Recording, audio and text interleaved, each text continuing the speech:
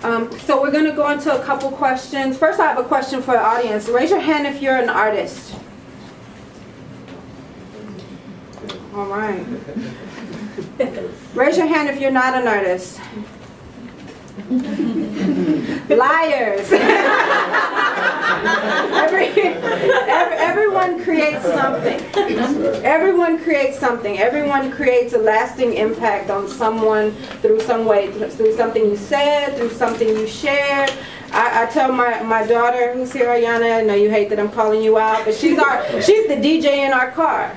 So she sets the mood in our car for what she plays. And a lot of that music that she plays is really conscious, is really uplifting. It sets a tone for us in how we walk into the world and start our day. So she's powerful in that way. She's an artist in that way. So as we go into this conversation about art and activism, I don't want anyone to feel like, well, that's not quite about me, but I'm here to support. Nah, it's about you too. So we're going to bring you in. I actually want to start the conversation with Akiza. We were talking before folks started arriving about a documentary that is premiering tonight. Yes, over at UT. At UT, can you tell us a little bit about that documentary? There's a couple of groups of graduate students from UT that were following us, like during our protests and our rallies. So they're premiering one of the documentaries tonight. So me and my family, we watched it last night in private because it's kind of emotional. So yeah, but we're gonna sneak out here a little bit early and go to the screening in just a little bit. Perfect. So I hope when you go, though, you'll let them know that there's an interest in the community, in the larger community outside of UT classroom, right, to see the documentary. And film reaches people in a different way. People showed up tonight who are interested in poetry, who've heard poetry and like to listen to poetry. There's a large group of people, sadly, Agni, who do not come out for poetry, but they might come out for film. So let's think of different ways that we can support that and get that documentary out. If you have access to space, we can screen you, but we have we're actually looking for a space. Yes. So yes. And we screen here as well. See how that works? See how that works? We screen multiple times. Yeah. So we'll work on getting that done, and if you have other suggestions, please come and talk to us after and make those connections. Lilia also has a program here for students. We do. We have a program. I forgot to mention our 3 forms of programming. So Café Libro is one of them, right? It's an open mic series. It's the longest running open mic series in Austin, so I'm told. Which is what you've let us kind of take over tonight. Yeah, and which is exactly what it's supposed to be, because what this bookstore was founded by Raul Salinas, for those of you who do not know. He's all over the wall. Coincidentally, I read my first poem at one of those events. Well, there you go. So there's the best picture of him right there. He's got that megaphone. And he was a poet, a professor, an ex-prisoner, a teacher, a human rights activist, and an ally. And he really believed in demystifying art. He was a renowned poet, an internationally renowned poet. Not in Austin, because Austin doesn't celebrate its poets, but everywhere else. But he believed that poetry should be for everybody, and that anybody in a Café Libro should be able to read, which is why we have this mixed tradition. It may be different in other open mics, where you can read your own poetry or you can read the poem of another. We always invite people to look at our shelves, because the point is that this should be an art available to us, because it may lead us to different forms of expression that maybe we don't even know in ourselves we need to let out. So Café Libro is definitely one of them. The other one that Amanda was asking is SOY, or Save Our Youth, which incidentally we found out that there's a SOY in Toronto, which is a Black queer organization, which is kind of cool. So there's a SOY out there somewhere else in Canada. And I got to meet some of those folks. But SOY is the way we use poetry actually in an applied way, and we work with children and teenagers and youth in middle schools, high schools, and detention facilities through these writing clinics. And we use poetry as the way to get them to write, but really it's about any kind of writing. They also have to write their own biography. So that along with just any event you see coming out here, try to do film, we try to do readings, we try to do lectures, we try to do slam poetry. Basically, people ask how stuff here gets booked. We're very small. It's me and another, some volunteers.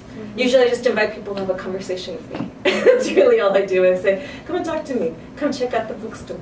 See if you like it. It is the test. There are people who literally come into the space and turn around and leave. They don't like what they see. That's unfortunate. But there are folks here who come in and embrace it and understand that what they see perhaps may inspire something else, may remind them of something else. My partner, who couldn't make it here, said, you know, and she knew of Resistencia from the beginning. She said coming back to Resistencia was like coming back home. So for many of us, it's not only this bookstore, it's the site of so much more. So at least those are some of the few things we do. Yeah. So I want to talk a little bit more about the Black Poets Speak Out letter writing campaign. We passed out a postcard while we were setting up for the panel. That's a new addition. You're the first ones to get it. Yay! Was what we did. Phase 3 of the Black Poets Speak Out campaign is the letter writing campaign. And if you go to the website, blackpoetspeakout.org, you'll see the link. Click on the letter writing campaign, and there'll be a template of the letter that I send to Congress every day. Starting, I pledged January 1st to send a letter to Congress every day, speaking out against police violence, but also clearly stating what actions you can take to start resolving the situation. And it directly references a meeting that the President, the Vice President, and the Attorney General Eric Holder had with young leaders from Millennials United, Ferguson Action, and other activist organizations from across the country. And these points, there's 6 points that came out of that meeting, were shared on Daily Kos website. So this ain't new to Congress. You've already met with the people. You've already said, okay, we agree, demilitarize the police would be good. Oh, we agree. Have outside independent prosecutors come in whenever there's a civilian murdered by police. You've already said this in a meeting. So now, one of the ways we can, with Black Poets Speak Out, is send that right back to you. Remember when you said that? And put the power of the poems attached to those messages at the bottom. So one way you're going to hear me. If the poetry doesn't touch your heart, then you're going to see directly what has already come from the White House. Okay? We're not sitting here. I refuse to be cyclical in our confusion, as if we don't already have answers and information, because we do. Okay? Now the new thing that's there is the Task Force 21st Century Policing. And they came out with another 50-page document of recommendations. Great. Send it back to them and say, now you have to do it. You can't send this to the people and tell us to do it. You're the ones we've elected. You're the ones we've empowered. Do it. I don't believe that we should wait from election cycle to election cycle to make change. You don't get the job and then get to sit on your ass. Who gets to do that? I don't get to show up to work and say, well, you hired me 10 years ago. Where's my check?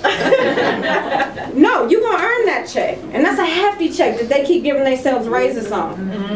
And all these police payouts, when you do see someone, it's really, I don't know about you, but it's offending to me when they say, ooh, that family got $4 million. No, they're missing someone from their family that they will never get back for any price. And that is not justice. And that is your money, by the way. That is your taxpayer dollars becoming hush money to murdered families. So, the postcards that you got, I wanted to see what could we do to make it easier, because they do look at, one, registered voters. Who are on here registered to vote? All right, go to blackpoetspeakout.org. If you are not, there's a nice little link under the letter writing campaign, take you to register to vote. Fill that out. Then you can send that letter. It says, I am a registered voter. Hey, hold on. I don't know if they recognize that online voting, that online registering to vote in the state of Texas. No, there's a link for you to figure out how it is for your state. It shows per state, because we're national. So that's an excellent question though. But you go there and it'll show you, you put in your address and it'll tell you what you need to do to be registered to vote. But that is important, because if you can't see me as a person, you can at least see me as your livelihood, right? Because we can make that difficult for you. We can. They don't want to acknowledge that the Black Friday sales went down when people protested and didn't go out to shop. Let's make those election poll numbers go down for you too. Let's swing them in another direction. So anyway, you can go there, register to vote, and you can send that letter, or you can just fill out this postcard, because I've made 100 copies of these postcards. All you have to do is fill out your name and address in the top left-hand corner, sign the bottom if you agree with the statement that says just what we started every poem with. It says, "We will not remain silent while this nation murders black people. We have a right to be angry."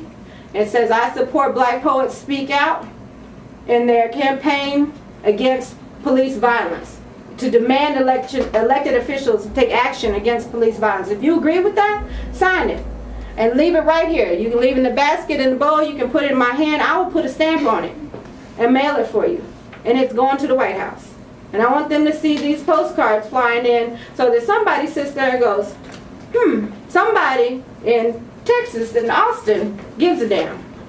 And let's see how many we can get to them. But for me and for Black Poets Speak Out, that's what we're doing. Directly tying that art, the power of that creative spirit, to civic engagement and pushing it forward. So you want to talk a little bit more. You talked about your programs, but is there any specific action that you need people to show up for around? No, just show up. Just show up. Just show up. Just show up. Yes. Valerie Bridgman David. It's a brick in the back door, y'all. Come on in. Like, yes. I mean, it's an opportunity. Their jobs, their space. Show up. We got the kids. We have the resources. How many of y'all got kids? Show up. I got kids. We got the elders in the space. Bring your babies. Like, just show up to do the work. Again, I mentioned creative action as an ally space, right? Because it's who's in the room that's going to do the work. And who's in the room changes what that work looks like. Now, what I know about creative action, and we've had, and it fluctuates with the number of people of color that are involved in the organization, there have been times where we was in there mobbing and we were able to control programming more and how we were able to reach. So it's about what you bring to the opportunity in the classroom. So show up. So that's what I do. And you go into the classroom, but there's public programs. There's public we're in after school programs. So whether a school is what we call customizing, they're paying for our services, or we're going through 21st century funding, Boys and Girls Club funding, there's opportunity in the classroom.